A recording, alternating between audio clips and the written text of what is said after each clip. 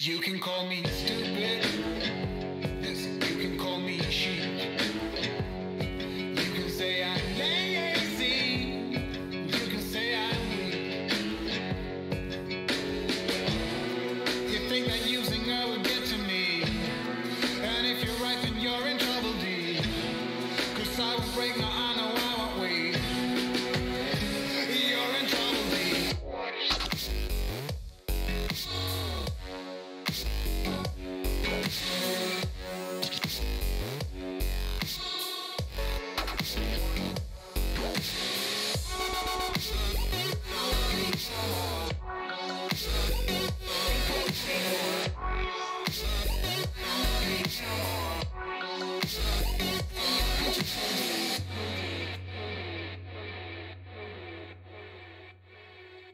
But when it comes to her, you better keep it sealed. Don't you dare say a single word, or I will strike you where it feels. You think that using her would get to me, and if you're right, then you're in trouble, D. 'Cause I will break, no, I know I won't wait. You're in trouble, D.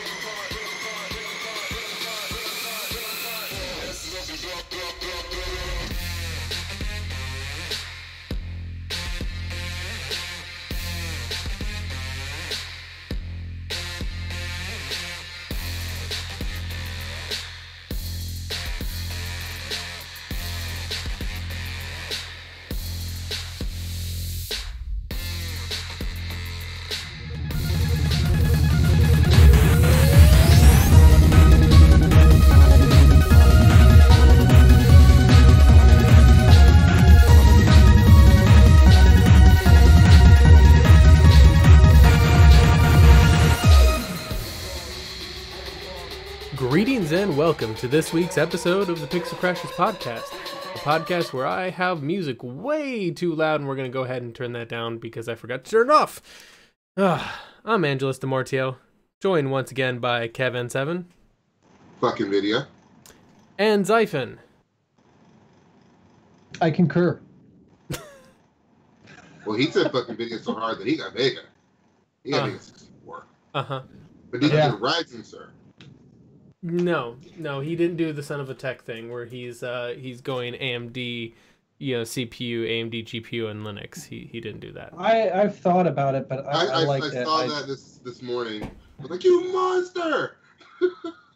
Only because it has a lot of benefits in the right setup, but I like that iGPU. I make use of it. Yes, supposedly. I'm just mad at them because I bought that 7600K, and I'm like, you completely killed my upgrade path 6 months after the CPU came out. What the fuck is wrong with you, Intel? What do you mean? Surprise. Everything worked fine. Everything works fine now, but if I want to upgrade to a next generation, they change the chipset. I mean... So you and I don't have an upgrade path. Yeah. We have to buy a new motherboard. Excuse me. That's one way to do it. I mean, I suppose. What, are there motherboards that are compatible?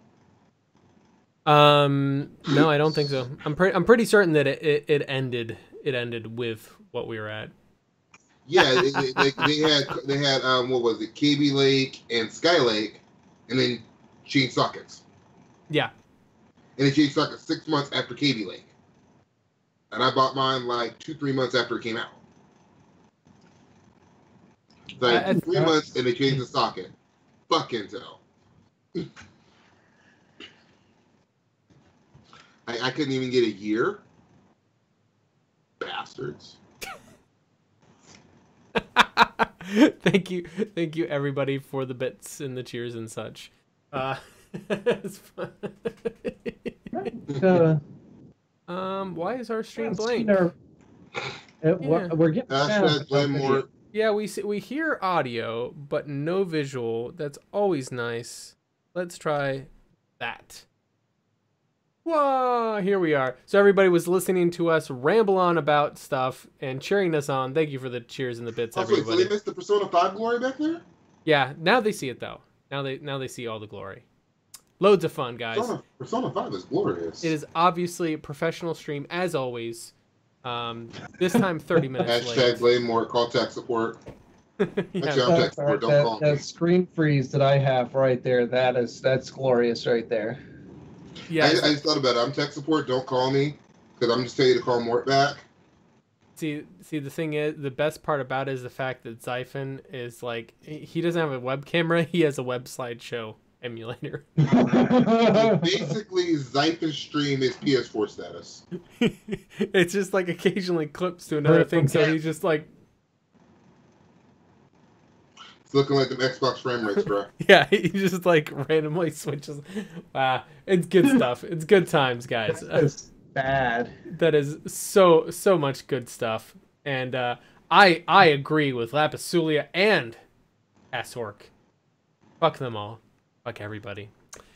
We are obviously Can we talk about Nintendo and their stupid tendency? Everybody's on the shit list today because they decided to promote Diablo 3 for the Switch on PC. What the fuck are you doing? Diablo like 3, in the Bethesda launcher. Diablo 3. So they were showing the the PC footage. No. So, like, I've been playing Diablo 3 lately. I went to launch Diablo 3, and here's a big advertisement for the Switch version that I have to click through to get to play my game. Like, so I probably had this game on PC for a while if I had it. Why the fuck am I going to buy it for the Switch and start over? That's just stupid advertising. Because I can use it on the toilet. Yes, exactly. I can get a laptop. You're understanding how this works now. Sounds like peasantry. Speaking of peasants, shout out to the peasant who told me why it's a good idea to lease an Xbox 2 years before the next one comes out. Pay on it for 2 years. So I saw that and I was like, what? I'm confused as to why this is a thing that people do. He says I'm just anti-Xbox. He told me I was a fanboy because if I disagreed with his opinion, I was like, a fanboy of what exactly? He came back 20 minutes later. Oh, you're a fanboy of being anti-Xbox. That's not how that works. That's not how any of this works. It's not. That's high-quality peasantry. I just left it alone. I just told him he was a moron and I walked away. Lease all of the consoles. Yes, I think to be fair, I'm not against consoles, but you should have did that in 2015. Yeah, the thing is that I'm not. It's not really a lease. I think I'm pretty certain it's like a rent to own situation where you. Exactly, it is. It's a rent to own, and the deal is actually it's bundled. You get Game Pass and Xbox Live all in that same bundle, so it's not bad for the price. Mm-hmm. But the new console will come out probably like 6 months after you pay it off. Yeah. Hell, if you wait, like say you wait 6 months, the new console might already be out. Yep. And you're still paying on the old one. Explain to me how that makes sense. That one was when I heard about it, and the fact of it's like I think what $25 for the Xbox One S. $22 for the X. Yeah, and then it's $32 like, or $35 for the X. Yeah, that's what it was. And I'm like, I have a tough time justifying that at all. Like, is it? Well, then again, I have a tough time just buying a console at any point. Yeah. You've already made that decision. Like, you just want just your PC. And someone like me who likes consoles too, Oh, I would see the value in it. I just don't see the pay for 2 years right before the new one comes out. Because when the PS5 comes out, I'll probably be right on that, provided they don't PS3 it. To be fair, it's not that I don't like consoles. I see them as potentially having a purpose. I just don't like how the big two currently are. Specifically. Oh, Nintendo can get that smoke too. Well, actually, at this point, is it really fair to say that Xbox is part of the big two? Is that really fair? So you pretty much have like the big two are Microsoft and Sony. Just because this particular generation, Xbox has underperformed, horribly underperformed, does not mean that last generation Sony grossly underperformed. And maybe next generation then you'll see it the other way around. That's something I can come to expect, but let's be real. They both fucked up at the beginning of their respective generations. Yeah, exactly. And the thing is Sony's price tag made me go out and get an Xbox, not 360, nothing more. I was not getting a second job for a PS3. Why not though? And I'll be honest. Back then, I kind of was a pony. Like, I love my PlayStation. I didn't even consider the original Xbox. But Sony says that you should just forfeit your entire existence to the great pony in the sky. But they don't know my history. I've PlayStation 1 and 2 are the only times I've ever gone to the same console company 2 generations back to back. Mm-hmm. I left the NES and got a Genesis. And then I left Sega and got a PlayStation. I mean, yeah. I went from Super Nintendo to Nintendo 64. That's about the closest consistency I've had for that. I went from we had the Atari, we had the SNES, then I got the N64, PlayStation. No, I got PlayStation 2, and then the Xbox, then the 360. And I ended up acquiring a PS3 and then PC. There's a Wii thrown in there somewhere and along the lines, but it was never really. It was more for other people than me. But Xaiphen I had the unique benefit of I had the Xbox, the original OG Xbox, and he had the PS2, and we swapped, and we got to experience the other console. Because you two were teenagers at this point, right? No. We were adults. Yeah, no, we were adults. I was about to say, like, I thought you guys assumed you guys had lived in the same house. Nope. At that point still. Nope. We were quite a distance apart. But yeah, no, they. I remember when I bought my PS2 on my 18th birthday. Kev's like a little young kid.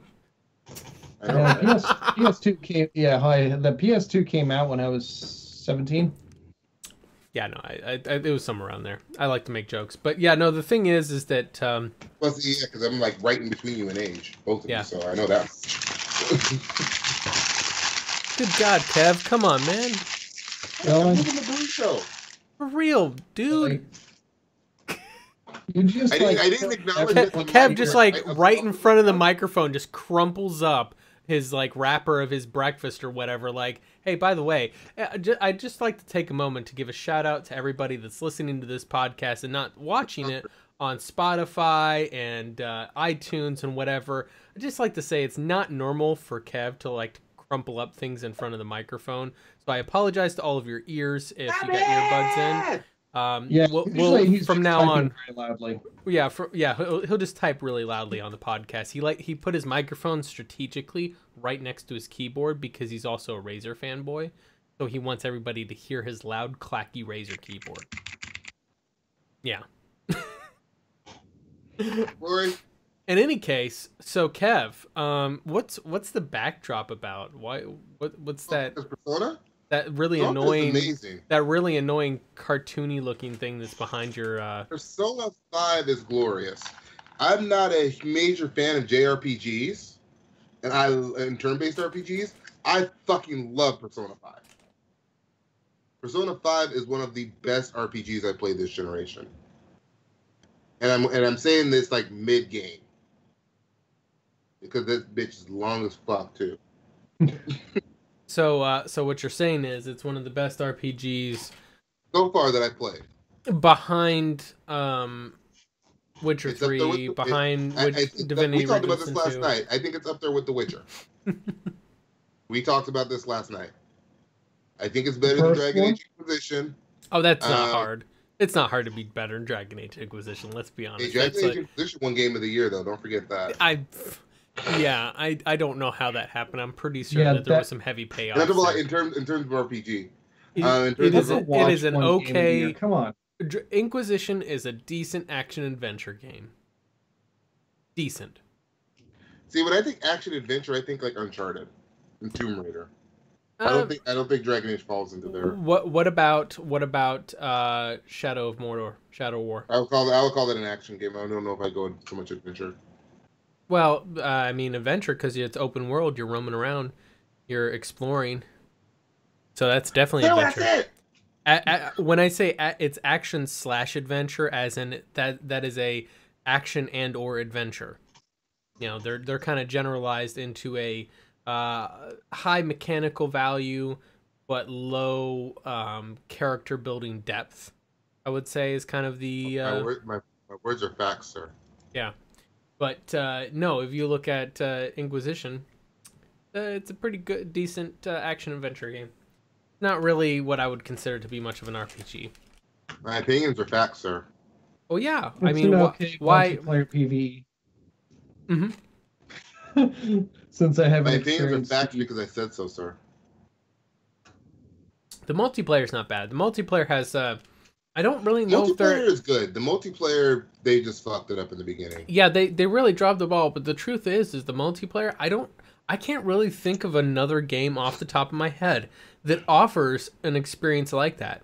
I mean, you have like Warframe and Mass Effect 3 and whatever. They offer the more sci-fi side of it, but I don't know of any game that offers the kind of medieval fantasy type 4-player co-op dungeon crawl experience like that. Mm-hmm. I can't really think of another game that offers that. So in that case, it's really fucking unique. I mean, really interesting. If we're talking about just the dungeon crawling aspect of it, no, the 4-player kind of co-op, like action. 4-player co-op action dungeon crawler. I mean, you could do Diablo. Diablo I'm going 3. to shout out Diablo. Yeah. You already know I'm going to shout out Diablo. I think Diablo 3 does it better than Dragon Age. I think Diablo 3 offers a different experience in some ways because it's more of a kind of an isometric. It's not as much. Yeah, it's still isometric. So it's more of an isometric kind of trying to do the action RPG thing, which is largely its roots. But I think that so is Dragon Age. Yeah, it's still an action Dragon RPG. Age is very much so an action RPG. But I should specify it's a third person action RPG versus an isometric RPG. Yeah, I get what you're saying. I don't personally think the camera angle is that big of a deal when you're looking at what. There are some people that There's some people that won't play isometrics. Yeah, like that is like a hard stop. And I've seen that a lot. The thing is, there are some people that can only play isometrics if they want a three-dimensional view of things, just because a moving camera, whether it's user controlled or automated by some means or whatever, they can't handle it. That they'll have vertigo issues. So some people, to try and get the 3D experience, can only handle isometrics. Right. I'm probably looking at like 0.001% of gamers out there, but still, it happens. Yeah, like the thing is that I think it's largely comes down to personal preference and taste. Apparently, we have all sorts of tastes in the chat as well. But I think the key on there is that it is goes into the personal preference of the experience, and in that way was what I was meaning is that largely you don't really have another game that offers that same experience with that Dragon Age multiplayer does. Diablo 3 does in my opinion, a better overall experience just in general. Mm-hmm. But I don't think that anybody quite does what Dragon Age Inquisition does with this multiplayer, which is such a shame because the game just kind of fizzled because they dropped the damn ball so hard. They broke their damn foot and spent the next 6 months in the hospital. I think when I think about games now, I think what game can give me the same or similar experience, because there are so many games that are copying each other, and so many Mr. Me Too games. Mm-hmm. That's why I compared a lot Diablo, Destiny, what else? Dragon Age Inquisition, even to some extent Mass Effect, The Division. I see them all kind of in the same light. I don't know if I put Warframe there. I think Warframe has a lot more going on for it, in terms of variety. Mm-hmm. But there's a lot of games in there that I think fit that mold that Diablo built. Well, as I don't know the name. Everything is a copy, nothing is new. Yeah, in some regards, and you do have a lot of games I think that copy. We joke about. We've discussed, I think, a few times on here previously, the whole, like, you get the MMO craze and all the copycats out of there trying to copy WoW, and then the military shooter craze, and then the MOBA. Yeah, and the MOBA phase where everybody copied. I want to say Dota 2. I don't know if it was League or Dota 2. I think it was Dota 2 was the first one. But in any case, and then you had the hero shooter. Don't forget the Overwatch clones. Yeah, well, you had the hero shooters, and now you have the what do they call it? Battle Royale, phases. And these are all these popular like waves that come in where you have like one game that hits it big and everybody else just dogpiles it and tries to get in on the action. And it's PUBG. Yeah, it's Rip PUBG. It's honestly it. You know what it reminds me of? If you guys ever get a chance to watch an educational documentary that is going to traumatize you, watch a documentary that showcases how ducks mate, and it will traumatize you. Duck porn. You heard it here first, people. Duck porn. Wow. Essentially, it's essentially gang rape. This man just told us to watch some duck rape porn. Yeah, like there's not really an easy way to put it, but that's there goes our ad revenue. Yeah, there goes. Yeah, we're demonetized now. But no, that's honestly, that is the way that a lot of it feels in that market. Is like you get all of a sudden a woman walks into a room, aka this new genre of game like an MMO or whatever, and just like all the ducks swarm, and that's all those corporations. And now we're ducks. comparing it to dating. Yes. The hot chick walks in, now all the guys are trying to smash. I'm not saying you're wrong. You're actually very right. That's but the way it goes. You just shit on games. Or let's not forget about like all the fighters and they were trying to copy Street Fighter. Well, yeah, that goes back further. I mean, yeah, and I mean, how many in the early 2000s you had like the sports craze? Everybody was trying to copy Madden, right? Or all the NBA Jam clones. Yep. So it's been there's always like somebody does something new, or not even, it doesn't even have to be original in doing it. He gets popular, and then everybody else tries to follow it. Loot box. Yeah. And that's how loot boxes are a thing. As depressing as that is. And that's how loot boxes are made, kids. Yeah. And thus we have discussed the mating habits of loot boxes. In any case, though, so I guess a lot of it is that I think that Xbox is smart in trying a new business thing. I think I agree with you, Kev, that they picked the wrong time to do it. Yeah, that's been my only complaint about it. I actually think the program is actually kind of awesome. I just really think they should have done this, 2-3 years ago. Yeah, I agree. I think it's a little too late, just because we know the next Xbox is around the corner. I wouldn't advise anybody to buy a new Xbox at all at this point. It has great games, but we know the next Xbox is going to be backward compatible. I'd say get those games at launch with your new Xbox when the Xbox is dumb cheap. Now PS4, I don't know that PS5 is going to be backward compatible. I have my doubts because Sony's arrogant. They historically they have not done that. So no, the PS2 had full backward compatibility with PS1. Yeah, you're right. The PS2 it had an SoC with the PS1 on it. Yep. For the PS2. Then the launch PS3s had PS2 backward compatibility. All PS3s had PS1 backward compatibility. Yeah. They stopped it on PS4 because they wanted to sell you PS Now. Mm-hmm. Yeah. And it's funny to see these Sony fans and how they damage control for PS Now. Say, oh, well, if you want backward compatibility on your PlayStation, just, get PS Now. I'm like, why the hell am I paying for backward compatibility? With a lesser experience, I'd be better off just buying the damn PS3 and buying whatever games I want. Hey, let's not go that far. I'm ready to say fuck Sony, but not fuck PS4. Free smoke, though? That free smoke? I'll give you that. PS1 was better. I'm with you there. PS1's the best. PS1's my favorite console of all time. There you go. So if you're listening on there, the chat pretty much like Lapisulia in chat has said, fuck PS4. PS1 is better. Fight me. He coming back with that free smoke, though. Facts.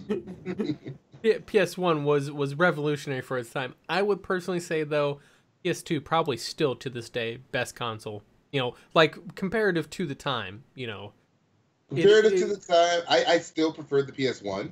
Well, but like I said, the PS1 is just my favorite console. I look at it the way I look at it as for the time it was released. The PS2, first of all, had a really long lifespan to it, and it had so many games. Like, yeah, it had a lot of crap games, but it was like the Steam of consoles.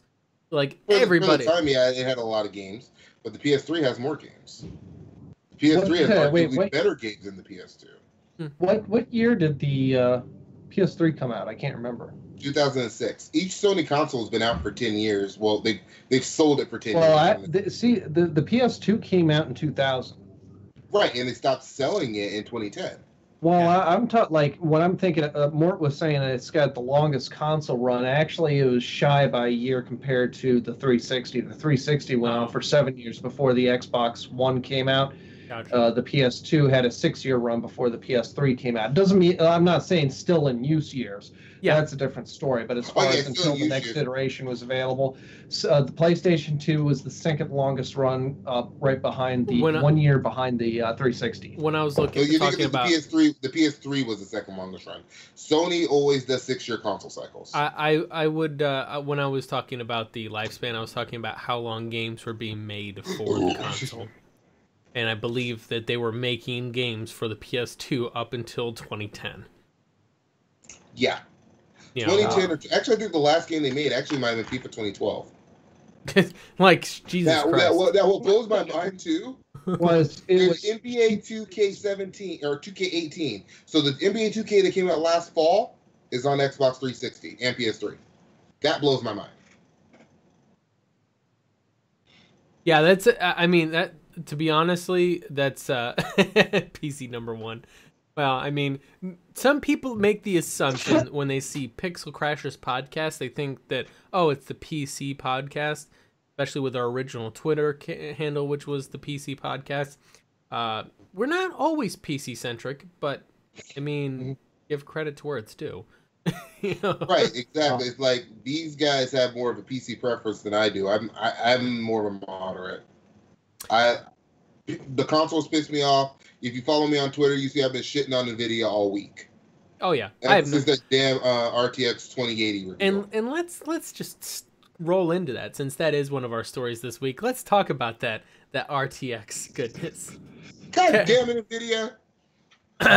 By the way, I posted the best meme from this whole thing, which was the Gamora Thanos thing. Did you buy it? Did you buy the new RTX 2080 Ti? Thanos says, yes. She says, what did it cost? He says, everything. I still think Reddit has the best ones. The one I saw was on the PC Master Race subreddit. Actually, two of them. I told you guys about these before the show. One, a guy standing there. You see he has his wife, his kids, a house. RTX off. RTX on, he's sitting on the street homeless. And then the other one, you see an X-ray. Guy has 2 kidneys. RTX off. RTX on, 1 kidney. It's like I don't even care at this point if it's good. It's the same thing when AMD releases their new GPUs. The memes are so fantastic. Yeah, the memes are so fantastic every time a new hardware gets announced. The wait for Ryzen meme, I still think is one of the funniest ones out there. Oh yeah, the skeleton sitting in front of his skeleton sitting at the computer, still waiting on Ryzen. Yep, wait on Zen, because for the longest time it's just wait for Zen. Like AMD's like, well, we're gonna be doing something new sometime, probably with the Zen name. We don't know when. People are like, Zen. Oh, I'm buying a new computer next week. Next week is when I want to build my new computer. Wait for Zen! Yeah, that was literally... AMD fanboys were amazing. Oh, here's a good one that I forgot about on my timeline, too. The dude with this on his face, I don't remember his name, says, you can't have a GPU shortage if no one can afford them. I thought that was a good meme. There were some really good ones out there. If you haven't been on PC Master Race subreddit this week, you need to go, because that's where I found all of these memes.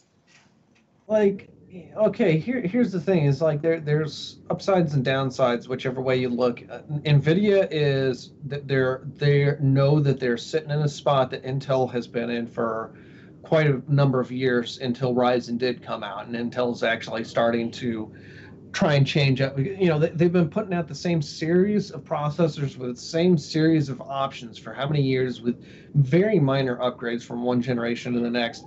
And we're seeing the first set of that from Nvidia, except they're making a drastic change. Like, they're trying to make it look like, oh, we're just doing a name change. Like the 2080 Ti is becoming the Titan. Actually, that's not the case at all.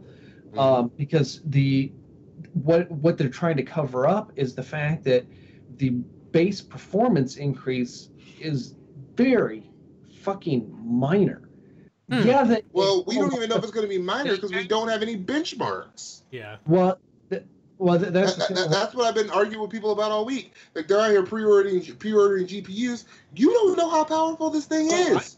Don't pre-order these things. We do not have third-party benchmarks. We have NVIDIA's advertised benchmarks, which they want to highlight the RTX performance, and I can't remember what it's called. Their new anti-alias. But there's a reason they changed their performance metric from teraflops to RTX flops. We don't know what the fucking RTX flop is yet. We don't know how that compares to a teraflop, because this is the first time they've used this. It makes some sense. They've thrown nonsense out there and just random numbers to make themselves look good.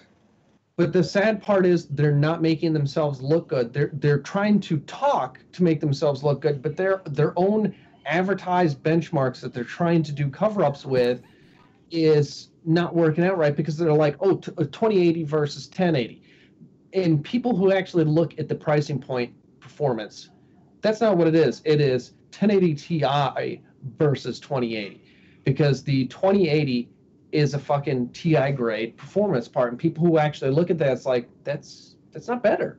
I mean, it's better, but not enough for a new generation. And that's the funny part, too, because and the reason they're doing it that way, they always do it like that. Hell, I've seen them. They compare, what was it, the 980 to like a 680 in one of their performance things, because they wanted you to see, it's so much more powerful. And NVIDIA does that all the time. Yeah, but here's the thing: is you look at their previous iteration jump on things. Look at the 10 series. The 1080 10 series smashes the 900 series. Yeah, but like a 980 is on par with like a 1060. No, that's not the only generation. The 1080 was looking at like a 980 Ti, approximately there. I think it beat it out by a little bit. Yep. The 980 would beat out I think it was the 2070 that was on par with the 980 Ti, if I remember right. Whoa. 1070, I mean. Nope. The 1070 and 980 Ti. Finish this. It's literally. They a $50 price increase for each. Like, looking at just the 80 series, for past few generations, they've had approximately about a $50 price increase, but the performance increase has been greater than the better card, the next tier up card of the generation before. Well, this one it's the opposite direction. They're moving backwards with their generation improvement. Yeah, like, and as Morris Minor said in the chat, the 2080 will be 20-25% better than the 1080 Ti, same as the 980 to 1080, and that's generally what you see on there. Is that, and this is kind of what Xaiphen was getting at. If you look at the six, or we'll start at the kind of the bottom grade of the newest cards. Let's say a 2050 came out. A 2050 would oftentimes be comparable to a 1060 in performance, and then the 1060 would be comparable to the 970, which would then be comparable to the 780, and then the 780 would be comparable to the 690. It's only a minor exaggeration. Actually, that's pretty close. Typically, I would agree with you. The numbers that I saw didn't say that, though. That's not like toward the end of the generation now. Like I'm seeing benchmarks where they're saying like a 1060 is compared with like a 980. Like they're really close. The 980 is slightly ahead of it. That's not. We're talking like 5 frames. That's not. I've seen a lot of it where, I mean, I imagine it would depend on the games in there, but I've seen a lot of like the general comparisons made was the 980 was comparable to a 1070 in like the actual performance tests.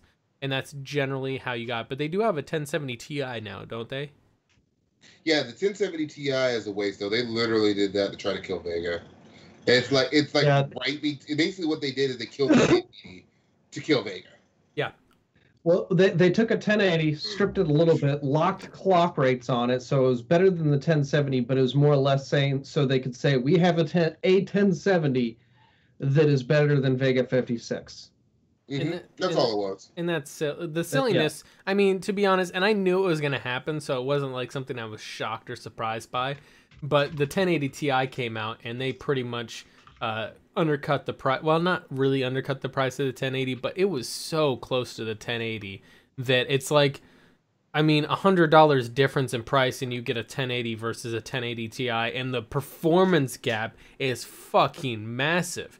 The 1080 Ti. I remember that. Yeah, the 1080 Ti is that like was happening when we got our 1080s. Yeah, exactly. Right after we got our 1080s. And I knew it was going to happen. I remember chatting with everybody and saying, yes, I realize this is going to happen, but I was on a bit of a time schedule because, Andromeda was coming out.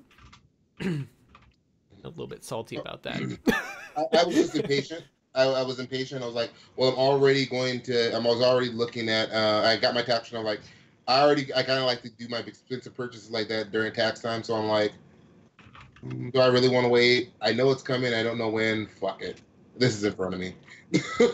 I honestly, my whole thing is that I don't really, I'm usually just kind of a casual spectator of a lot of the way that the markets play out. I do think that part of the reason why they are kind of bouncing up the 2080 Ti to such a high level is, one, I do believe they're probably going to spin out the Titan out of the market just because I think it's easier, it's cleaner marketing. But also I think it has to do with them trying to juice every last penny they can off of the miners. Oh, yeah. Oh, yeah, sorry. To correct Morris on there, it was undercutting the Titan. Yes. Oh, go ahead. I was going to say, Morris corrected me, and yes, I meant to say that the 1080 Ti was undercutting the Titan. Sorry, yes. That's the thing is, there was 2 Titans of the 10 series generation. There was the first one, and then the second one to make it better than the Ti, because when the Ti came out, it was better than the Titan that was already out before. They made the mistake of launching the Titan first. But go ahead, Kev. What were you going to say? I don't get why they didn't just cut down the price of the 1080 again, rather than make the 1070 Ti. That to me was kind of silly. It's like let's be real. If you're in that market for like a 1080 Ti, if you see the difference between the two, chances are you're just going to buy the Ti model. If you know the Ti model for most people is coming out soon, and you don't already have that 1080 or 80 series card, if it's like a couple weeks away, chances are you'll just get it in a couple. They couldn't because the Vega series came out in the heat of the mining shortage. Yeah. So if they were just saying, well, the 1080 will be cheaper, no one's going to find it cheaper. So that would not have made any difference whatsoever. So they had to produce a new card to like, okay, this is a lower performance bracket. Of course, you know, that went on, you know, on shortages just as quickly as fucking Vega did, you know, so that ran into its own price bump issue too. But that was, you know, the price high overage over MSRP on the 1070 Ti was not as great as what was for the 1080. Yeah. The thing is too, is that I see. Yes, it has. A lot of it is I see. Go ahead, Kev. Do you think the pricing for this new generation of GPUs, while we're bringing up mining, is what's causing NVIDIA to price this way? I do. That's what I said. That's one of the reasons why I said that the 2080 Ti is so high up there. Partially was because I think they want to supplant and remove the Titan on there, because every generation we've seen, the 780 Ti, the 980 Ti, the 1080 Ti, every single one of those generations, it's been a very small margin of difference in performance, or in some cases the Ti, the 80 Ti model outperforms the Titan, and it's less money. So it's like, I imagine that there's very few people buying the Titan unless they were like early adopters wanting to spend the big bucks just so they could say they had the cool things. Oh yeah, totally. My thing is though, like if they're going to do that, and with history of the Ti models, why are we charging the Titan price and not the plain Ti price? Well, no, what I'm saying, the Titan price is different than what. Here's the thing: is there is actually technically kind of a Titan for this generation already. The Titan V. Now it was not you could game on it, but it was not designed for gaming. It was designed for AI. But a lot of the features and architecture in Volta is already in Turing. They just did more or less a hybrid mash of Pascal and Volta to make Turing. Because Turing is not a huge improvement. It's not a next generational development. That was already done with Volta. It's a hybridization of Pascal and Volta, so it can be gaming ready, but it takes a lot of the AI concept functions out of the Volta Titan V. Yeah, like, okay. And that's where I'm at, is on there. Is I think that what they're doing though with spreading the 2080 Ti out to that Titan spot is it allows them to actually remove the Titan from the consumer market, right? It removes it from the consumer market, and then they can kind of relegate an even more expensive Titan model to like your AI deep learning or other business related ones like CGI rendering. Like, for example, Morris was saying the ray casting, is a lot faster on the Turing models because they have a dedicated ray casting or the ray whatever, I can't remember. Ray tracing, they've tracing. Also got dedicated tensor cores in there too. Yes. That's their new anti-aliasing thing. Yes. The tensor cores from the Volta, that are the AI. It's got an AI run anti-aliasing. Yeah, well, that's the thing is that it's a lot of what I notice on there. I think you getting money off that mining market, homie. Oh yeah, you're not. I don't know too many people that would say they're happy with the mining market unless you already got your coin in and you've already cashed it out. You cashed it out December of last year when Bitcoin was $20,000 a coin. Then yeah, you're probably sitting pretty happy right now. But if you held on to that, went from 20K down to now it's sitting at like 6K something, you're probably not too happy. So 6K for a coin, I'm still happy. Well, no, I'm saying like you mined a bunch of coins up when it was 20K, and now it's 6K. Yeah, that's. Oh yeah, I get that. Yeah, you lost 14 grand a coin. Yeah. You're not very happy. Yeah. But or even worse, you actually bought Bitcoin, not mined it. You bought it. That's another thing. But in any case, I still think, like I said, it feels like they're trying to knock the Titan off the market. They put the 1080 or the 2080 Ti in that spot, so they still have that enthusiast grade.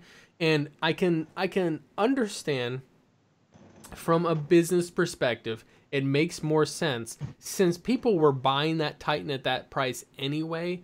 Moving the 80 Ti up into that price bracket, then have the regular 80 model down in that sub $1,000 market made more sense than to have two high performance enthusiast grade cards in the sub 1,000 market bracket was just crowded. It was pretty much like a, why bother buying the 80 model?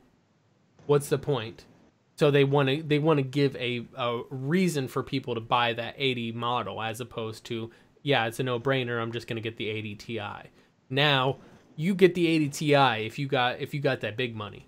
Whereas if you don't have that big money, then you're going to be getting the 80 or less. Right, and I see a lot of people saying like, "Oh yeah, well, I've been complaining on Twitter all week about the 80 Ti model." People are telling me, "Well, get the 2070. The 2070 is going to be a beast." I want no goddamn 2070. I want y'all to fix the pricing.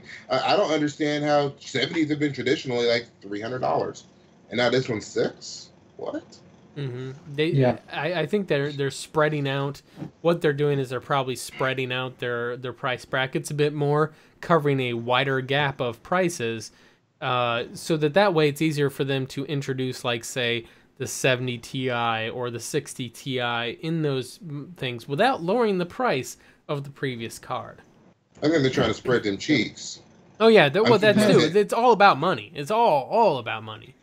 Mm-hmm. And they're trying to spread them cheeks and go deep. That's what they're trying to do. But me, I'm going to keep my 1080. Yeah. So I'll wait till the next series. We'll see what happens. If the next series is highly priced and it's due for me to have an upgrade, I'll go AMD. Why did you? What no, I think that was me. I just heard a dropout. What? Am I still here? Dropped his in and out, and then I disappeared. Oh shit!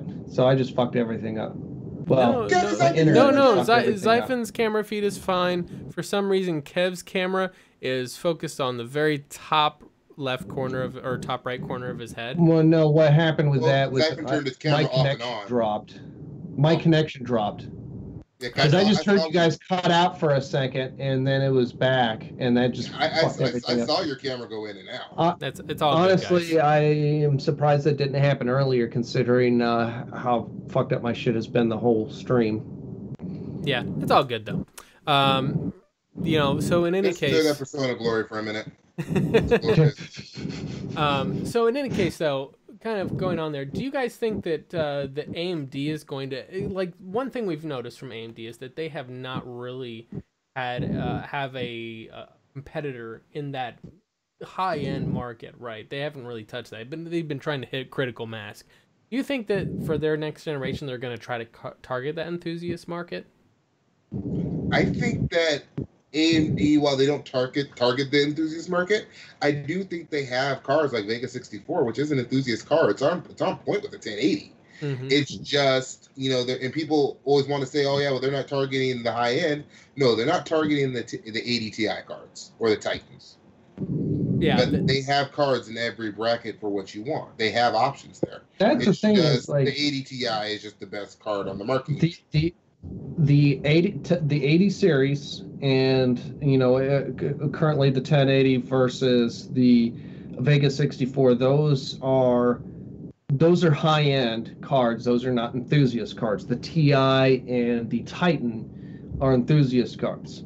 I think it depends on who you ask, doesn't it? The last true enthusiast card, that when I say high end, because like 4K gaming is the high end, but if you want multi-monitor 4K, that's starting to look at the enthusiast. And holy shit, my camera looks crazy right now. But at any rate, the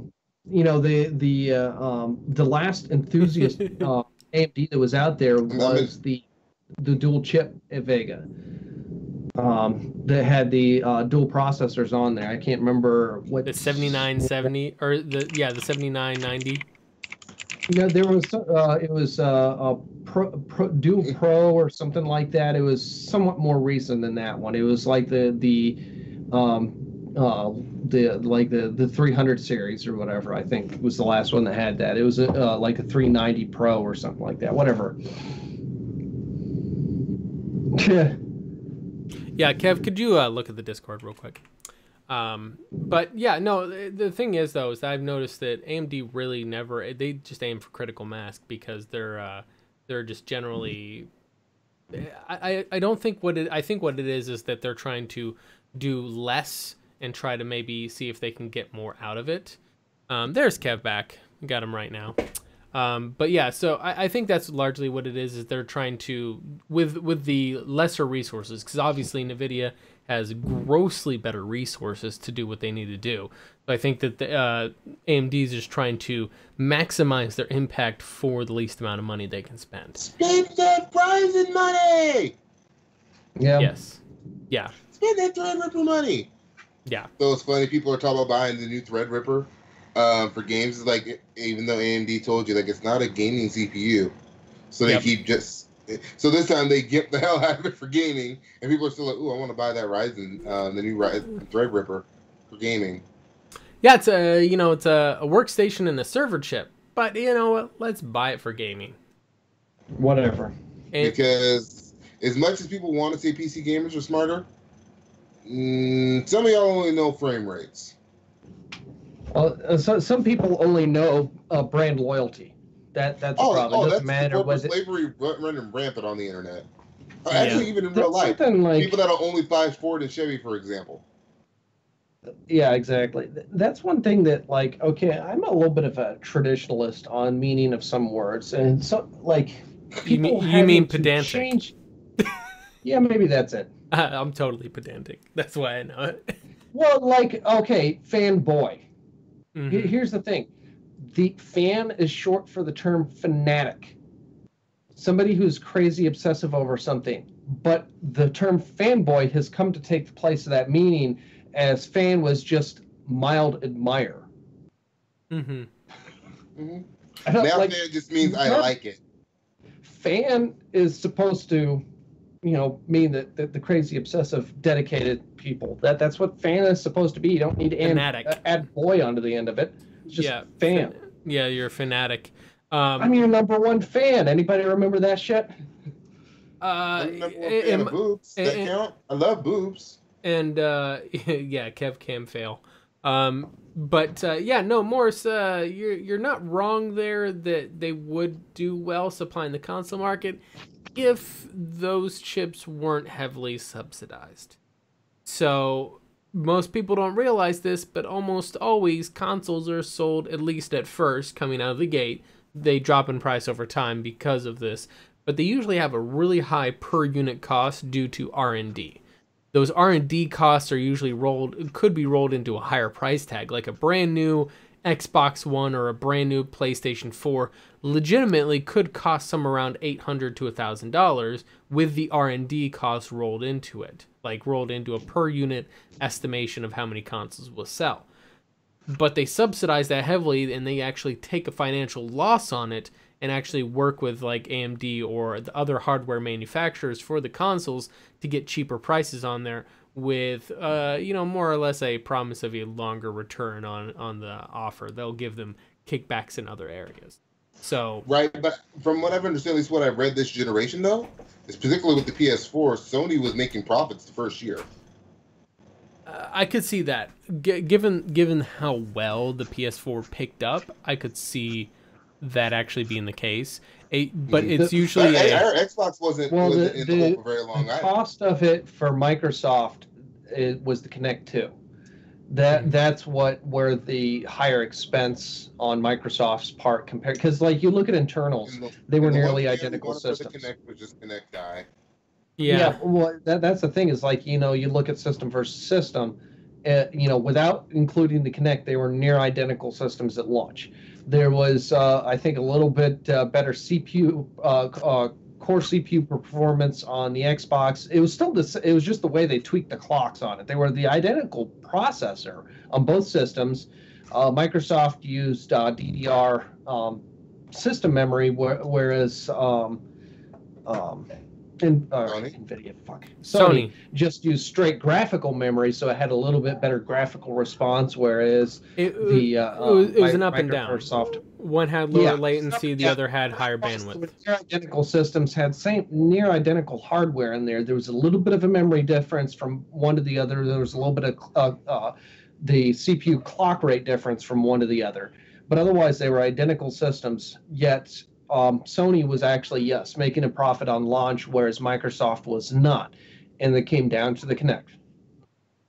Yeah, and the thing is that the R&D cost I'm talking about is a finite number. Say it cost $10 million for them to research and develop the new console. Well, then that cost, that $10 million, is chopped up and diced into little pieces and divvied up on a per unit estimation. So the fact that the Xbox One at launch, way back in 2012, 2013, whatever, was it did not meet a lot of the sales expectations, which also means that R&D cost does not get paid off as quickly. Conversely, the PlayStation actually sold better than expected, mostly because the Xbox fucking tripped and fell on its face out of the gate. And as a result, they were able to pay off that R&D cost faster. Whereas what might have previously been an 18-month or 2-year plan to pay down the R&D costs actually ended up getting paid off within the first year. So I'm just saying that's a entirely possible explanation. I don't know for certain because that's obviously all their internal their internal financials that they don't actually disclose publicly. But I could see that as being a very logical explanation based upon my knowledge on how capital expenditures work. So, all my fancy... I mean, let's be real, though. Xbox doesn't talk about this spending anyway. Nobody wants to talk about them kind of L's. Like, I couldn't even watch Gamescom this year because I'm just like, wow. I can't stand to watch Xbox keep taking L's. Yeah, I mean... I'm starting to feel bad for them. It's like you don't want to watch somebody just keep getting kicked in the face over and over again and just can't get off. Just can't get out. Granted, these are all rumors. You know how much we all love rumors here. We don't. But if there's any little bit of truth into the pending rumors of the new Xbox dual systems that they may be launching, one of them in particular, a streaming service device or game streaming device, they may be able to pick themselves up a little bit with that. Again, rumors, so it's probably all bunk anyway, but whatever. Mm-hmm.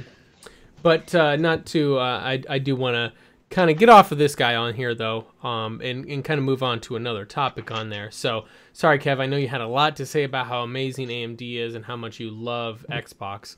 But let's go ahead and... Xbox is the worst box. Let's go ahead and start talking about Twitch Prime, or as I'm now calling it, Twitch Subprime. Because Amazon Prime. Glad I didn't pay for Twitch Prime. Well, Twitch Prime is a part of Amazon Prime. If you get Amazon Prime, you get it. So yeah, it's essentially my Amazon Prime. I'm only paying for Amazon Prime. So to give people backstory on what actually is going on, essentially what happened is that Twitch announced that as of, I believe, September 15th, if you are a Twitch Prime subscriber, in other words, you have Amazon Prime and therefore Twitch Prime as a result, you will no longer have the universal ad-free experience anymore on the site. You do have ad-free experience for channels to which you subscribe. So if you use your Twitch Prime 1 free subscription, then you get ad-free experience on that channel. And now to kind of make matters clear on there, if you are a partner on Twitch, you get a cut of ad revenue, although it's minuscule because the ads are really not where it's at on Twitch. And it's essentially brought up, a lot of people are angry in general about this because essentially what the problem is that they feel like they're paying money for nothing. And the justification that Amazon/Twitch is given is that it's to help the creators, and their justification is that by making the ad-free experience not universal to everyone, it encourages you to subscribe to the channels you watch most, so that you don't have to watch ads on them. Kev, go ahead and say what you want to say. But I think I saw some water in here.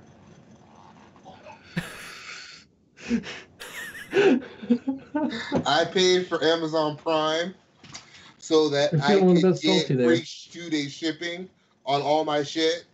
That's why I paid for it, and I like the Prime TV shit too. I'm not actually in it for the Twitch Prime, though. I do like the free indie games. I like those. So keep those around. Those can stay. But after that, I don't care. Like that's just what it comes down to. I have ad block. I've run ad block for years. Ad block for me is not going away. In fact, there's websites now. You see a lot of gaming websites. Yes, fuck Amazon. You have a lot of gaming publications. These games journalists, as we like to call them,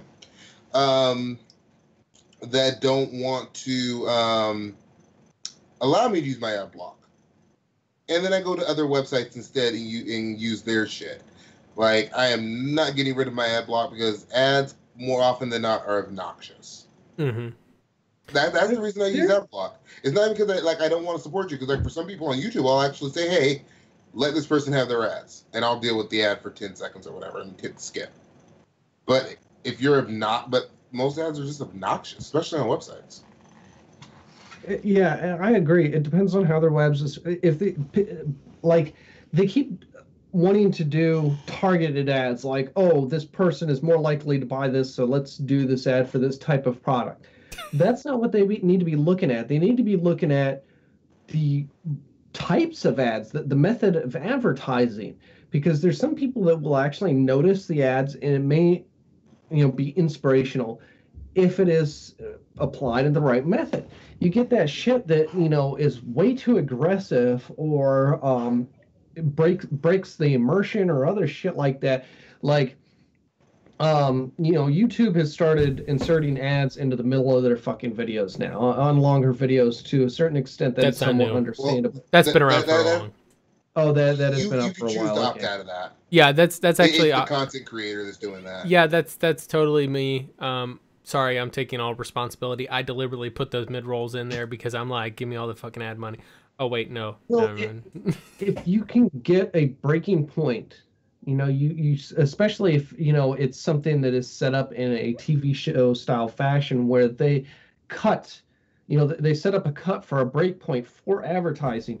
That's better. But if it's like, I was listening to somebody's stand-up routine, and it's just like cut them off mid-joke to run a fucking ad. Like, really? That is fucked. And they don't rewind it. They just keep going. Yep. So you missed the joke. That's the right way to do it. That's winning. That's winning at life. That is an expert.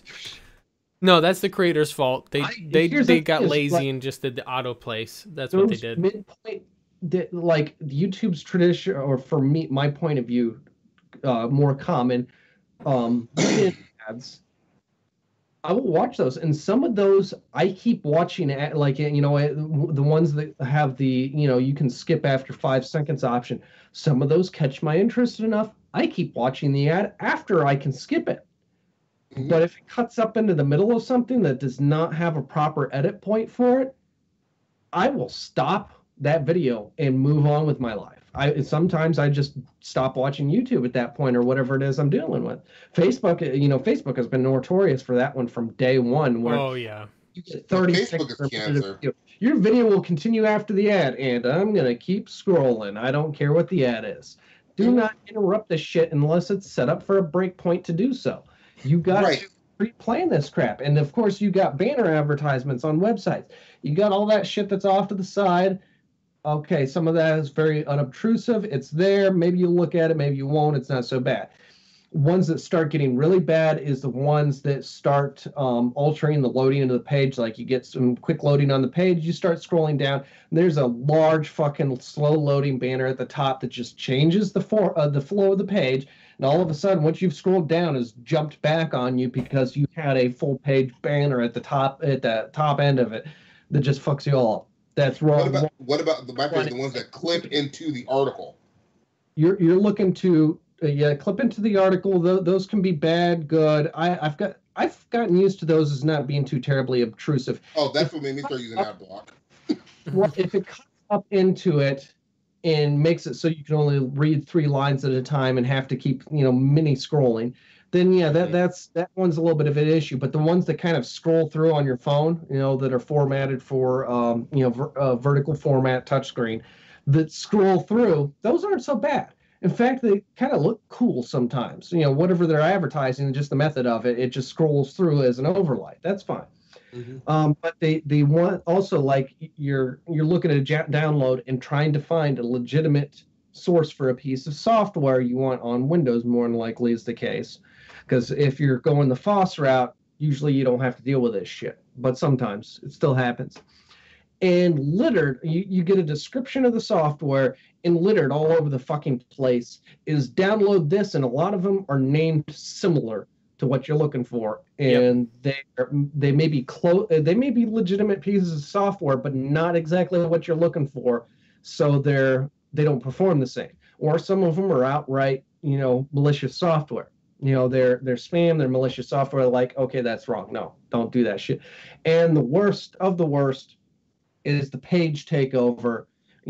Sometimes it's a pop over, or it just takes over the entire page. Either way, it tricks people into thinking there's something wrong with their computer. I've dealt with the cleanup of one of these recently. Tricked somebody into calling them. Your Microsoft says your computer has 372 viruses on it. You need to clean this up now. Call this number to contact a Microsoft representative. Yep. And the thing is, the way these work, the coding on them, they can't just close them down because it doesn't look like that unless you either do a force close with Alt F4 or open up your task manager, and close out the browser that way. You don't know any better because it doesn't leave you the option to be able to close out this tab or what have you. So it tricks people very easily. Some people that are maybe a little bit more tech savvy is tricked those people too, unless they're very well versed and experienced with it. In some cases, that's where you only have the low risk issues if you're know very well about it. But yeah, called up person, and he only he allowed remote access to a system from this person that was not working for Microsoft. And it wasn't until he started sounding like a sales pitch to him that he hung up the call and turned off his computer. Well, they had already had remote access and installed some malicious software on top of that. If he went further with it, they would have charged him several $100s on a security software, which is not secure at all. All those do is install more malicious software on your computer. And they charge you on top of that. Like, okay, that kind of advertising. And the thing is the way that shit happens, it's not like you're getting hacked to begin with. It's because somebody running a website says, I don't care what advertising you're running on my website as long as you're paying me money. Yeah. And I think, and in general, I think that the advertising market that we have, like, who was it? Pinnacle was saying in the chat, was saying that ads are cancer in general. Yes, that is completely the case. The advertisement industry has become extremely volatile. It's not that all ads are bad. It's just all ads aren't bad, but is it safe to say? I think businesses themselves, they just have complete disregard for their customers. Yeah, like they try to do, like, I can't understand how making really obnoxious ads work for you. I mean, I understand it gets people's attention, and you kind of are under the impression that any attention is good attention. Kind of like any marketing is good marketing, whatever. The thing is, though, Xbox knows better than that now. The thing is, though, is that I can't see, like, if you made, it's kind of like all the 6 and 1, half dozen the other, like thousands of crappy ass mobile bullshit games that are like, here, let's show some cartoon scantily clad woman with big tits. And here, this has absolutely nothing to do with the game. It's just clickbait, and that's and that's the thing. Is like, yeah, go ahead. Yeah, but largely with Twitch, I don't think it's as much for them. It's not necessarily that. Yeah, I imagine they make some money off of the advertisement revenue. I have no doubt about that. And the amount of partners they have would not be a significant enough, like the amount of money that they're going to make off of the ad money from people who are not partners versus having to share a percentage of that ad revenue with partners. I guarantee you that Twitch and Amazon are definitely on the winning end of this deal. It is not necessarily to benefit the creators. Don't be fooled. My suspicion on exactly what is happening here is that Amazon in general is starting to, in their current set of brands that they have, they're starting to reach a critical mass. They are reaching a certain point where there's not much more saturation they can get. There's not much more improvement of service that's going to radically change the game. They're at a point where their growth is going to start slowing, which for a public company, and this was as I was discussing with Xaiphen before the stream, with a public company, you have to show two forms of growth typically in your quarterly earnings calls. You have to show an annual year-over-year growth, which is this quarter last year we did this. Sometimes you also can trend that even more where you say, over the past 5 years, this quarter, year over year, we've been growing 4% year over year, or something to that effect. Then you also have the quarterly earnings of, like, in general, our earnings versus last quarter are up or down. They don't focus as much on the quarter-to-quarter earnings because, like I was telling Xaiphen, especially with Amazon, you're going to get different sales depending on the season it is. Christmas season, obviously, Amazon's making more money off their marketplace than during the summertime.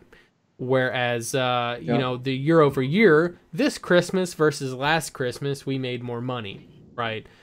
The thing is that once you start to reach a critical mass with how much more market share you can gain with your brands, the next step then is to start trimming costs, because that's the other way you can show growth. It still looks like growth on paper if you have cut your costs by 5%, but haven't increased your actual revenue by 5%. It's the same revenue, but you cut costs. That still means you're making more money.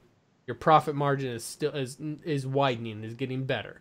So that's where I'm thinking they're at, because this isn't the first thing that Amazon has cut out of their Prime service. They've been slowly piecemealing out little pieces. Like Amazon Music at one point in time used to give you access to their entire audio database. Now it gives you just a select few songs, and then you gotta pay for the rest of it. Then you gotta pay for the rest of it. They have a separate music service that you have to buy. Their books, you used to get all of their books with Amazon Prime. Now you get a select few books.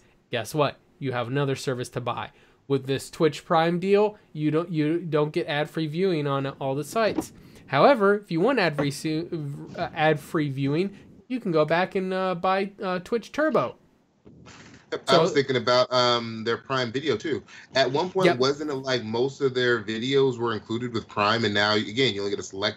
No, it's been. Yeah, that one's kind of been like that for a while. Yeah, it's been like. It was a matter of I think it was a matter of like either cost of redistribution rights or how much they spent on it or what have you. You know, a lot of that one had to do with redistribution rights, because if it's original Amazon content, it's always been included. If they paid to, you know, produce, then that's included.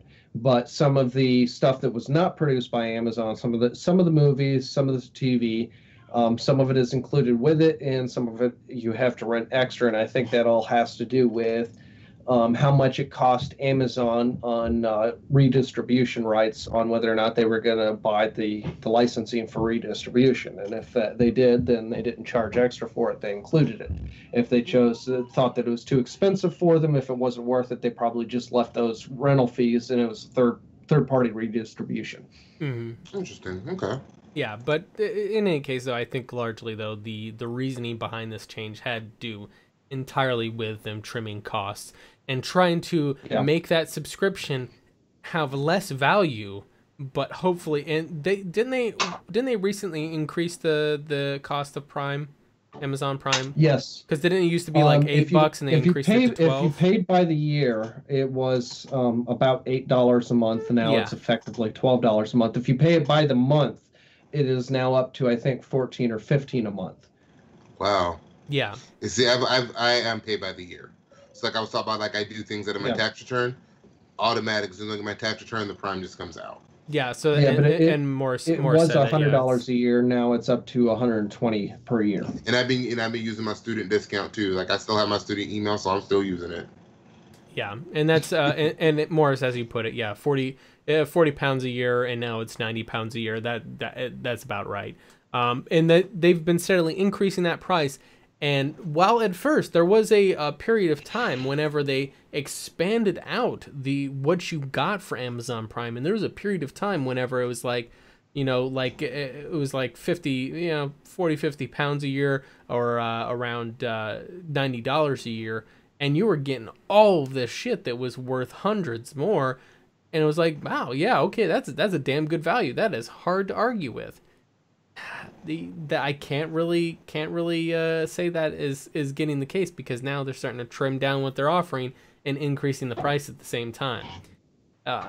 It's a tough, sad state, and as Cassork said in the chat, it's pretty standard corporatism. Yet that unfortunately is the case. Whenever you start dealing with public corporations, it is a very common practice for them to try to slowly increase prices and reduce what they're giving to reduce their own costs at the same time. And it's just business. But my question to you two is that, do you think, like Kev was saying that he uses ad block, so he doesn't really bother him at all. But as a whole, to all the majority of people on Twitch, do you think which is more valuable?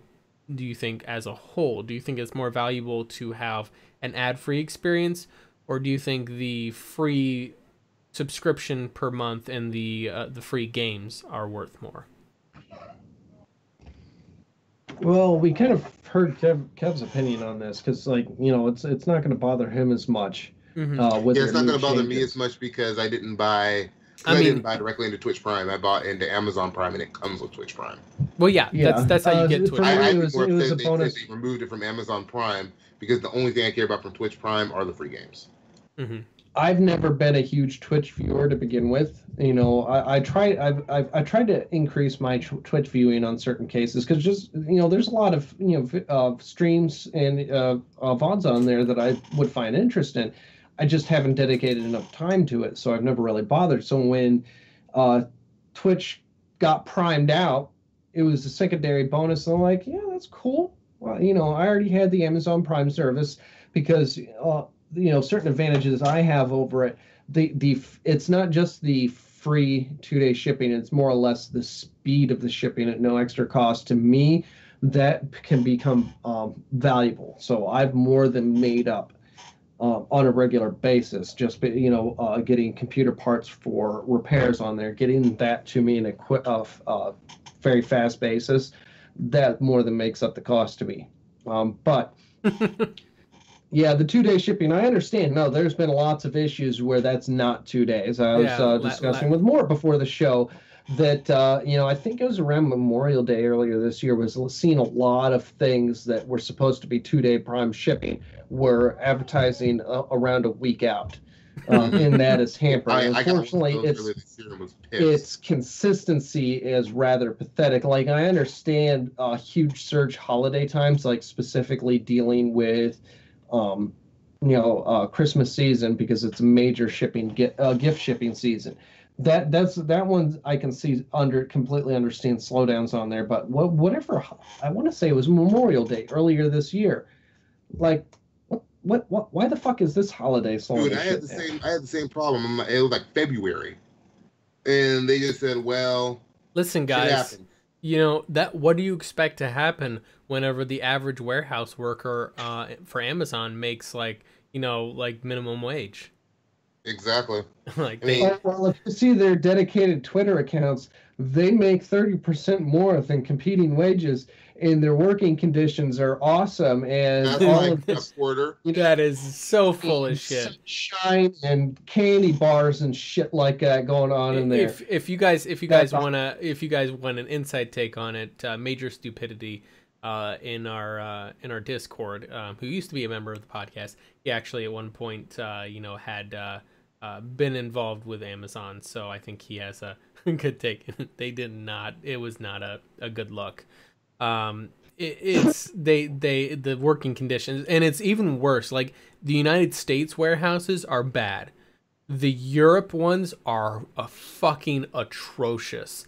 Like, if you want to work for Amazon, and I say this, I was working as a security guard. I was a contract security guard in one of their actually in the HQ in Seattle in 2012. That place is fucking amazing. Like, they showing up to work drunk. You see wine bottles all over the place. They got their dogs and their kids everywhere. They over here kicking it. Take a step back. Take a step back. The fact that they have to show up to work drunk already tells me I don't want to work there. No. I didn't say that. Sometimes they came to work drunk. Some of the people did. I think those people just had drinking problems. Not everyone did. But I'm saying you saw like wine bottles everywhere, and they were good with it. Yeah, I'm just saying, like, you know, that the fact that how drunk and shit people are, that tells me that they're fucking miserable. They have to be drunk to get to work. Between you can get away. Those people have just been alcoholics. Yeah, they just like to drink all the time. Well, I was gonna say there's a difference between you can get away with showing up to work like that, and it feels mandatory to show up to work. Exactly. I think they can just get away with it. That's how I always took it. Like, the culture there was just amazing. Now, you had to have damn near a master's degree to get in. Like, nobody there had anything less than a bachelor's, and that's just like to mop the damn bathroom. Yeah, going back to the original question as far as Twitch Prime goes, and the advertising thing on there. Most of the time, like, I don't watch enough of Twitch. It's not going to affect me that much. So for the most part, I don't care. People who bought into it exclusively for that bonus, like, they did not have Amazon Prime before, but when they saw, like, the Twitch Prime benefits made them want to get that Amazon Prime membership. That's fucked. You know, at least for those people, offer them a spin-off membership that is just, universal free advertising for Twitch. If they don't want the other Amazon Prime benefits, they just want those Twitch benefits. There should be a spin-off benefit for those people. Like a reduced subscription that is dedicated for that. Like, I understand how it'll irritate some people who just enjoy the entire package, that would rather it is in the state that's in than have to, than want to pay for Amazon Prime and Twitch Prime separately for all the different benefits. But, it is what it is. It's easy, but it's easier for Amazon to just tell you to fuck off. Mm-hmm. Yeah.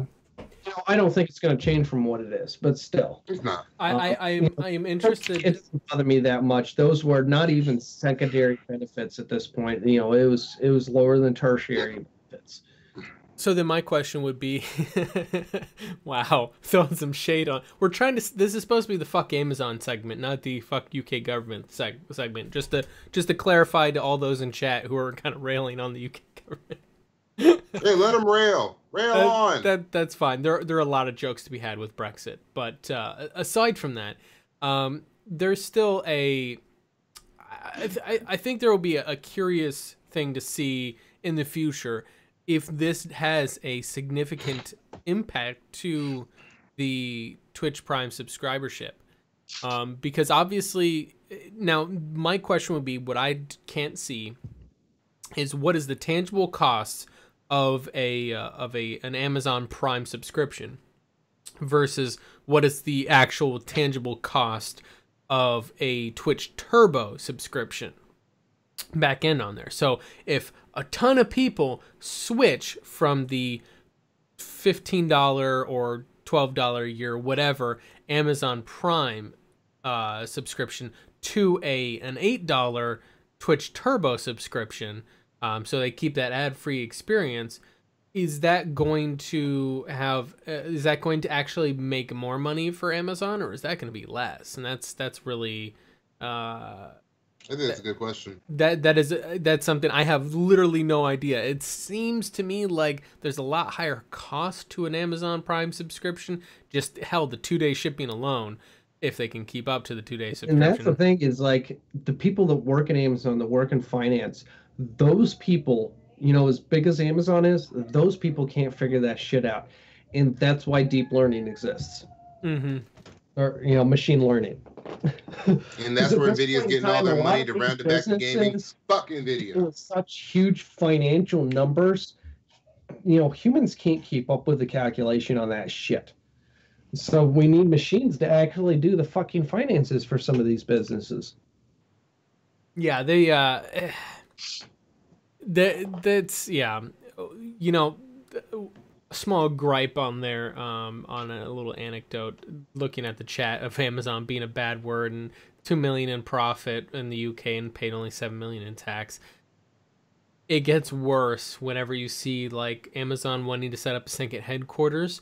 All of the fucking cities that were falling all over themselves, like a bunch of horny fucking teenagers at prom trying to beg Amazon to open up the second headquarters in their city. And pretty much they were like, oh yeah, open up here. And like, we'll give you all these tax breaks. You realize if you give them tax breaks, you're not you're not making shit off of it. It's not really gonna help you because it's a HQ, it's a corporate building. They're office workers. It's not giving right, some but jobs. We live in the age of damage control. If you are a corporation, we will spread them cheeks for you. Yeah, that's the average Joe can go fuck himself. I mean, same thing with Comcast. Comcast come to a city and all the government officials just turn around and drop their pants and bend over. Because they know Comcast. Walmart too. Yeah, Walmart too. Yep. It's generally just that same thing of where they just. Anyway, small anecdotal gripe on there, but it's interesting too to see the way of retail when we talk about it too.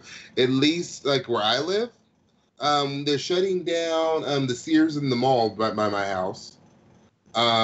They shut down all the Kmart's in my area, which used to be like retail staples kind of around here.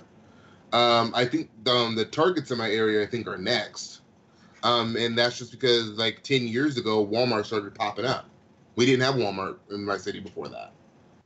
And you're starting to see now people are like, oh yeah, Walmart's so amazing. Walmart's so amazing.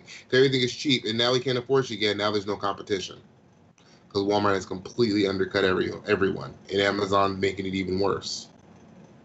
You're seeing malls start to become wastelands, literally looking like the New Vegas wasteland. Because we can go to Walmart, we can go to Amazon, and people are losing jobs, and these companies get these big, massive tax breaks, and now people wonder, well, where's the middle class? We're effectively killing the middle class because we say we can't afford this shit. That is very true. But yeah, so in any case there, rolling this into our kind of final thoughts. Yes, I think we can conclude with the end of this on here with fuck Amazon. I think that's a very fair conclusion to that story. Mm-hmm. I still love my Amazon Prime, my 2-day shipping. But give me the chance, I'll go to Best Buy. Best Buy's up the street from my house. I miss that immediacy of retail. Apparently, that infamous diesel truck is very faintly in the background somewhere. Well, I can't hear it if it helps. Yeah, that's I hopefully not too many people can hear it because I'm kind of obsessive about my sound quality and that guy drives me nuts. Anyway, this is about all of our sound quality. Yeah, even I'm obsessive you talking about drowns it out. It's that faint. It's just when your mic kicks on. Your mic kicks on, but you're not talking. I can barely hear it. But as soon as you're talking, or when your mic kicks off when you're not talking, it's gone. Nah. Mm-hmm. Oh, I'm the same way. You like my kids would be arguing in the background, and they seem to find a way to do it almost every podcast. They're just not here right now. And I'm usually you can see there's a look on my face that I just get, and then my wife usually gets them. Be quiet. Your dad's recording. Your dad's podcasting, streaming. Be quiet. This acoustic shield I got combined with the noise gate is very, very helpful with that. Oh no, my kids, when they argue and scream, they yell at the top of their lungs, like they just. I know. Trust me, this is very helpful setup. I used to have those issues where I had my finger hovering over the mute button. I'm saying Superman couldn't contain this sound. Children His life. Fortress of Solitude couldn't contain this sound. Children life. Good stuff. Oh, but and then it didn't even come in on the mic. That's the best part. Oh, some fun stuff. So in any case, final thoughts. Xaiphen, final thoughts. Buy more shit. Wait, what is all the stuff from They Live, Obey, Buy, Fornicate, all that crap. Just follow all the rules of They Live, and you'll be all right in today's society. That's pretty much how that works. Listen to what your overlords are saying. Understand that all you that owe shit. these corporations money. Not only should you pay them for your product, you should be grateful that they are buying that they offered you a product for you to buy. God, don't Stop even being get me started entitled. on that. Give them all of your goddamn money and hurry the fuck Oh, up. Pre-order Kev, now. Kev, you know my views on that one. Oh, There's you a know that's all pure show, a sarcasm. Sci-Fi Channel show a few years ago called Continuum, and their future depiction was, had a point between, now and their future depiction where people, well, actually, no, it was even in their future depiction. People were born in debt. We're getting close to that happening. Yeah. Thank you, Sony. Yeah, that sounds about. Yeah, awesome show. Thank you, NVIDIA. It's a very sad ending, though. Yeah. That's not any. I won't give away any more spoiler, but the sad ending. The ending was unavoidable. Realistic but sad. It honestly, one of the things. Just as a side note, before we get to Kev, don't want to talk over him too much, but some people don't really understand a good cyberpunk story. Which honestly, Continuum was more sci-fi, but it was still cyberpunk in the sense, in a lot of ways, of the future depiction, but also the fact of oftentimes cyberpunk stories have extremely depressing endings. Yeah. Blade Runner 2049. It was happy, sad at the same time. It was one of those things. Like it's just like it couldn't end any other way. They did. It was a great ending, but it was happy and sad at the same time. Yep. Kev, final thoughts. More companies to thank. Thank you, NVIDIA. Thank you, Valve. Thank you, Sony. Thank you, Atlas, for giving me this great game, Persona, that I get to play. Yeah, And I'm sorry that I'm going to be streaming it past July. I know you don't really like that, but This segment, and I'm sorry. But thank you for all the companies for giving me the amazing things that I get to give you money for. That I get to work hard for my money, and it's my privilege to give you that money. This so segment that I can maybe use your product. This segment has been sponsored by Kev, the corporate shill. What you need to do is edit that for VOD, where you just bleep out "thank" just with a perfect timing every time he says that. That actually would probably, if you caught the tone, So NVIDIA, you got to get that right timing so you can hear the K, but you can't hear the N in the word "thank." This week in unnecessary censorship. Yes. Totally unnecessary. So praise loot boxes. Thank you, Overwatch, for helping loot boxes become a normal thing. We really appreciate that, and I appreciate the privilege of buying your loot boxes. I might go buy some in a minute. Yep. So in any case, as we get signed off for here, first of all, important announcement, everybody, so we can kind of get this on here, and we'll be continuing to remind everybody on this here. Next week, starting with next week's party stream and the podcast afterwards, here on out, we are switching to 7 p.m. Pacific time for our streams.